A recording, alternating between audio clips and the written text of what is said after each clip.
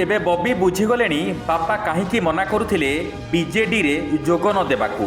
ବାପା ଅଶୋକ ଦାସ ଥିଲେ ଜନତା ଦଳର ରାଜ୍ୟ ସଭାପତି, ବିଜୁ ପଟ୍ଟନାୟକଙ୍କର ଅତି ପ୍ରିୟ ଏବଂ ଜଣେ ଲୋକବତ୍ସଳ ନେତା।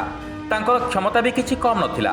ବିଜୁ ବାବୁଙ୍କର ଜଣେ ଘନିଷ୍ଠ ସହଯୋଗୀ ଭାବେ ବେଶ୍ ଜଣାଶୁଣା ଥିଲେ ଏବଂ ଅଶୋକ ବାବୁ ଥିଲେ ଦାୟିତ୍ୱବାନ ଏବଂ ତାଙ୍କର ନିଷ୍ପତ୍ତି ସବୁ ଥିଲା ରୋକଠୋକ। ଶେଷ ଜୀବନ ପର୍ଯ୍ୟନ୍ତ ସେ ଥିଲେ ସ୍ୱାଭିମାନୀ। କିନ୍ତୁ ସବୁଠାରୁ ବଡ଼ କଥା ହେଲା ରାଜନୀତିର ଶେଷ ପର୍ଯ୍ୟନ୍ତ ବିଜୁ ବାବୁ ତାଙ୍କୁ କେବେ ଅଲୋଡ଼ା କରିନଥିଲେ।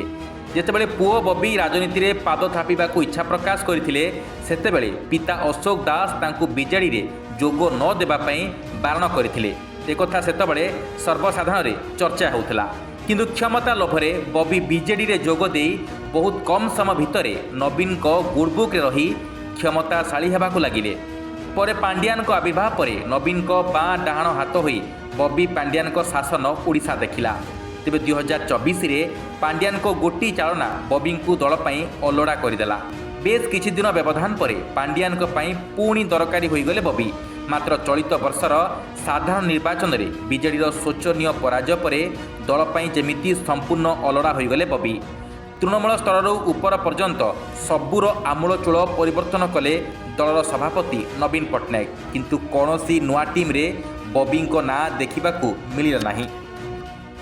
ଏହା ସାଙ୍ଗକୁ ସରକାରୀ କ୍ୱାର୍ଟର୍ସରେ ବେଆଇନ ନିର୍ମାଣ, କୁସୁମା ବିବାଦ ସତେ ଯେମିତି ବବିଙ୍କୁ ଅଲୋଡ଼ା ସାଙ୍ଗକୁ ବଦନାମ କରିଦେଇଛି। ଏବେ ସେ ଆଉ ନବୀନଙ୍କ ବିଜେଡ଼ିର ରାଜ୍ୟ ସଂଗଠନ ଦେଖିବା ପାଇଁ ନାହାନ୍ତି, ଦଳର ସାଂଗଠନିକ ସମ୍ପାଦକ। ଲୋକେ ତ କହିଲେଣି ବିଜେଡ଼ିରେ ବବିଙ୍କର ଦିନ ହିଁ ସରିଗଲା। ଆଉ କିଛି ଲୋକ ତ ଏହା ବି କହୁଛନ୍ତି, ଯଦି ସେଦିନ ବାପା ଅଶୋକ ଦାସଙ୍କ କଥା ମାନି ବବି ବିଜେଡ଼ିରେ ଯୋଗ ଦେଇନଥାନ୍ତେ, ତାହେଲେ ଆଜି ତାଙ୍କର ଦୁର୍ଦିନ ଆସିନଥାନ୍ତା। ସେ ଯାହା ହେଉନା କାହିଁକି, ରାଜନୀତିରେ କେବେ ଅଲୋଡ଼ା ହୋଇନଥିବା ଅଶୋକ କିନ୍ତୁ ତାଙ୍କ ପୁଅ ଆଜି ଦଳରେ ଅଲୋଡ଼ା। ତେବେ ସ୍ୱାଭିମାନୀ ବାପାଙ୍କ ସ୍ୱାଭିମାନର ମୂଲ୍ୟକୁ ନିଶ୍ଚୟ ମନେ ପକାଉଥିବେ ପୁଅ Bobby Das. Bureau report, news alert 24x7।